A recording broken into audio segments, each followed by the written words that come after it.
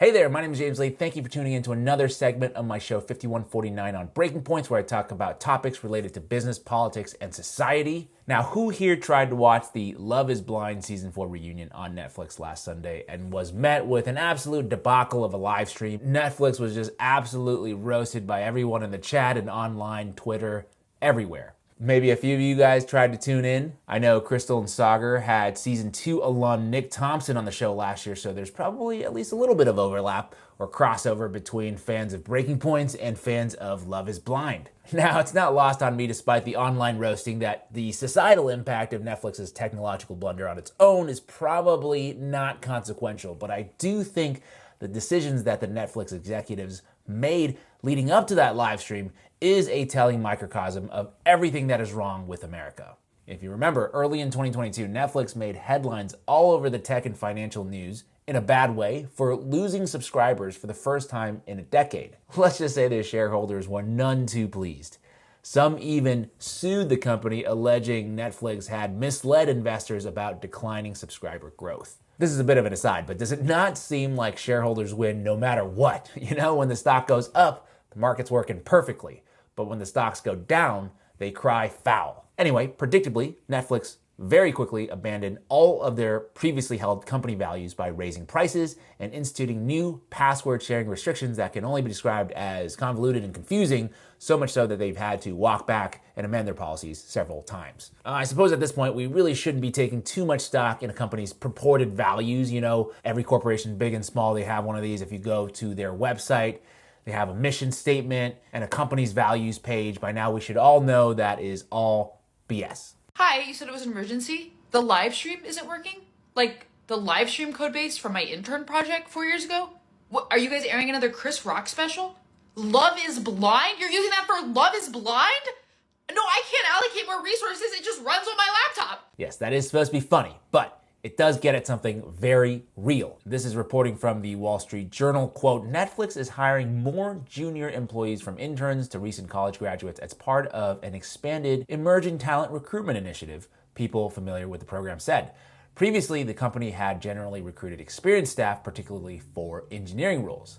Wow, emerging talent recruitment initiative. That is a new one. What a euphemism for a directive that I imagine is nothing more than corporate speak for let's hire people who will work for less. Continuing on, quote, Netflix is trying to better control rising cloud computing costs with longtime cloud partner Amazon Web Services, according to people familiar with that work.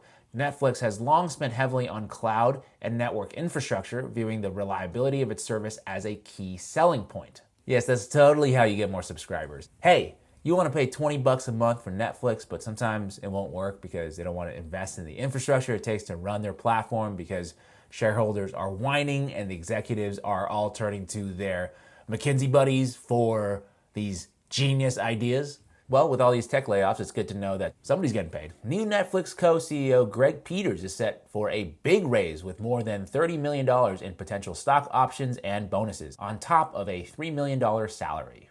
Look, I went to business school and I get the realities and economics of running a business. I do. Sometimes you got to make hard decisions to save the company. But it is interesting, is it not, that time and time again, executive compensation is oftentimes completely divorced from company performance and unimpacted by these restructuring plans. And more often than not, executives would rather hollow out their own company to the point of putting the entire company's operational infrastructure at risk than reduce their own pay. I'm not trying to come super hard at CEO pay, but you do have to acknowledge this is a conversation that is occurring.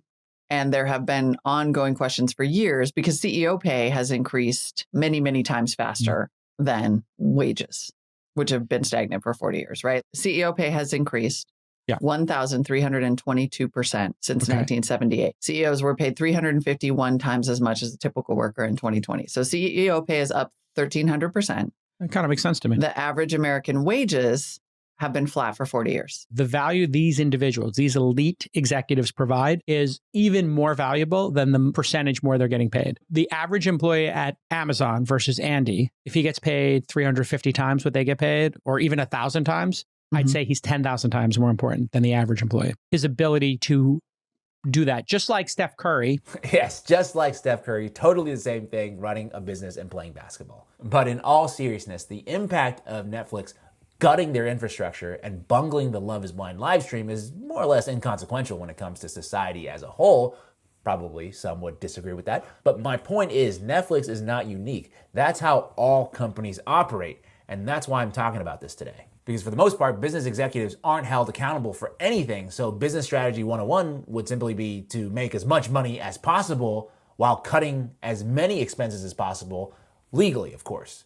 I'm sure there were a number of Netflix engineers who were like, I think this is a bad idea, but were told to just push on. And in the case of Netflix, we could all have a few laughs at their expense, but what if we're not talking about a live stream that crashed? What if it was a train that crashed carrying dangerous chemicals and toxic materials? Not a hypothetical, obviously, and not a one-off occurrence. According to publicly available data, you can pause this video if you want to read these 4 charts, but the data shows train crashes are commonplace in the US. Accidents, fatalities, derailments, and damages all on the rise over the past decade. Remember, everything is an expense. Safety is an expense. It's all a big ruse. Nothing is coincidental. Just like Netflix engineers were told to sacrifice reliability, there is a clear mandate for rail engineers to skip safety checks because doing those tests would cost the company money. I'm using train crashes as an example here, but industrial accidents of all types are happening at alarming rates all over the country. We talk about conspiracy theories, right? Here's one. Safety costs money. And if we can downplay safety, that means we can cut costs. And even if a train crashes, people won't care. I don't think it is a coincidence that the media, corporate media specifically, will sometimes downplay these types of stories for as long as possible if that story will make corporations look bad. Because if they report what's actually going on, their advertisers will get mad and pay them less money. Like a lot of the early coverage I saw of the East Palestine train derailment was reporting not from cable news or any of the legacy outlets. The real information on the ground was coming from TikTok. I don't think it's a coincidence either that the Transportation Secretary, Pete Buttigieg, continuously drags his feet when it comes to taking on these powerful industries he's supposed to oversee, whether it be trains or planes. Like this headline suggests, the truth is that there are decades-long financial arrangements in place between rail companies, lobbyists, and lawmakers. Pete Buttigieg doing his job will necessarily threaten the millions of dollars that flow in all directions. To tell you the truth, at this point, I can't even tell you where the military or corporations end and where the government begins. And when that happens, it becomes very clear to the people, the public, how rigged the game is. And naturally, people become disillusioned and society will naturally become increasingly more unstable. There was just another mass shooting in Kentucky. Why not? Why the f not? You know what? I get it now. It's not about pronouns. It's not about the left. It's not about the right. They're not going to ban guns. They have set the field. People are fucking hopeless. Why wouldn't they just... There's no point.